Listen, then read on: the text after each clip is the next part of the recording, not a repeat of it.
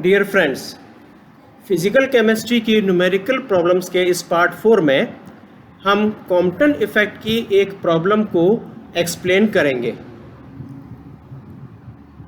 Compton effect की एक problem को इस तरह से दे रखा है। एक मोनोक्रोमेटिक एक्स-रेज यानी एक वर्णी एक्स किरण जिसकी वेवलेंथ या तरंगदैर्घ्य अपने को दे रखी है, उसकी वैल्यू है 0.558 एंगस्ट्रम है। ये 46 डिग्री एंगल से स्कैटर्ड यानी प्रकीर्णित होती है। इस प्रकीर्णित या स्कैटर्ड होने वाली जो ये रेज है, एक्स रेज है, इसकी वेवलेंथ या इसकी तरंगदैर्घ्य क्या होगी। यहाँ पर आपको वैल्यू दे रखी है cos 46 degree is equal to 0.6947। इस तरह के न्यूमेरिकल को सॉल्व करने के लिए हमें एक तो कॉम्पटन इफेक्ट में जो फार्मूला था उसको याद रखना है। वो फार्मूला है डेल्टा लैम्डा यानी तरंगदैर्घ्य में कितना डिफरेंस हुआ है is equal to lambda dash minus lambda is equal to h अपॉन m nought c into 1 minus cos theta. यहाँ जो लैम्डा डैश है वो लैम्डा डैश है स्कैटर्ड यानी प्रकीर्णित तरंगदैर्घ्य। लैम्डा जो है वो इंसिडेंट तरंगदैर्घ्य है, आपतित तरंगदैर्घ्य। तो इस लैम्डा की वैल्यू अपने को यहाँ गिवन है 0.558 एंगस्ट्रम। इसको हम कन्वर्ट कर दें, 1 एंगस्ट्रम इज इक्वल टू होता है 10⁻⁻8 सेंटीमीटर। सेंटीमीटर में कन्वर्ट कर दिया तो 0.558 इंटू 10⁻⁻8 सेंटीमीटर। और यहाँ पर अब हम इस फॉर्मूले देखें तो जो यहाँ पर m है that is mass of the electron हो जाएगा, तो वो है 9.1 इंटू 10⁻28 ग्राम। h प्लैंक कांस्टेंट 6.62 इंटू 10⁻27 अर्ग सेकेंड। एंड c जो है ये इलेक्ट्रोमैग्नेटिक रेडिएशन या लाइट की वेलोसिटी 3 इंटू 10⁻10 सेंटीमीटर पर सेकेंड है। इन सब वैल्यूज़ को हम यहाँ पर इस फॉर्मूले में रख दें। अपने को कैलकुलेट करना है लैम्डा डैश, तो ये हो जाएगा लैम्डा डैश माइनस लैम्डा की वैल्यू रख दें 0.558 into 10⁻8 is equal to 6.62 into 10⁻27 divide by 9.1 into 10⁻28 into 3 into 10⁻10 into 1 minus cos theta या कॉस 46 की वैल्यू रख दें 0.6947। अब हम सबसे पहले यहाँ पर ये तो हमने यहाँ लिख लिया 6.62 यहाँ आ गया, और 9.1 इंटू 3 को मल्टीप्लाई करके इसको कन्वर्ट कर दिया 2.73 में, और यहाँ 1 माइनस 0.6947 को सॉल्व कर लिया तो ये आ गई वैल्यू 0.3053। पावर्स को सॉल्व कर लिया तो ऊपर तो -27 है, यहाँ नीचे मैंने यहाँ पे इसको 2.73 कर दिया तो यहाँ पर जो पावर होगी वो 27 हो जाएगी। तो 27 में से ये अगर अपन 10 लेस कर दें तो ये आ जाएगी -17। -17 ऊपर ले जाएंगे तो +17, तो ऊपर जो है पावर रह जाएगी 10⁻⁻10। तो इस तरह से इस पूरे को थोड़ा सिंप्लीफाई करने पर ये अपने पास वैल्यू आ जाती है।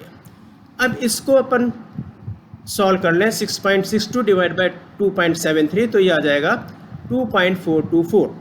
आगे है इंटू 0.3053 इंटू 10⁻⁻10। इसको मल्टीप्लाई कर लें तो वैल्यू आती है 0.7403 इंटू 10⁻10।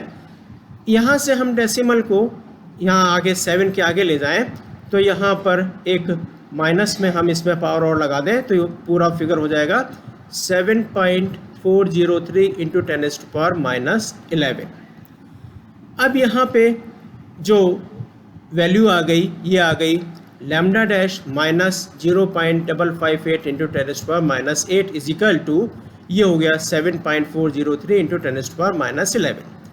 अपने को लैम्डा डैश कैलकुलेट करना है तो lambda dash is equal to हो जाएगा 7.403 इंटू 10⁻11, और ये जो वैल्यू है जो यहाँ माइनस में थी 0.558 इंटू 10⁻8 इसको इधर ले गए तो ये प्लस में हो गया, तो ये हो गया प्लस 0.558 इंटू 10⁻8।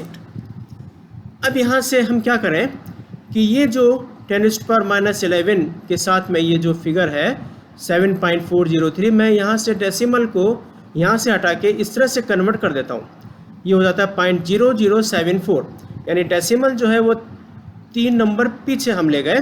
तो इसका मतलब यहाँ पे हम इसमें से 10⁻11 को मैं कर देता हूँ 10⁻8, और आगे है प्लस 0.558 इंटू 10⁻8।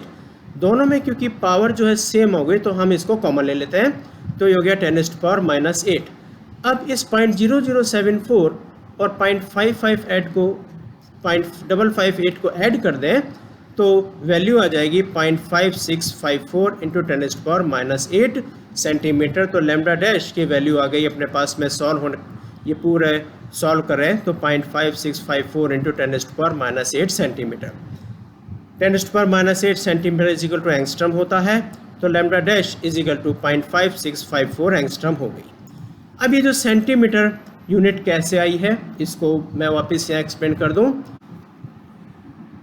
यूनिट्स को हम एक्सपेंड करें तो प्लैंक कांस्टेंट में जो अर्ग है, अर्ग की जगह हमने रख दिया ग्राम सेंटीमीटर स्क्वायर पर सेकंड स्क्वायर, आगे सेकंड है, सेकंड शो कर दिया, डिवाइडेड बाय ये जो है मास ग्राम कर दिया, और फिर यहाँ पे वेलोसिटी है, वेलोसिटी ऑफ लाइट सेंटीमीटर पर सेकंड, उसको यहाँ शो कर दिया।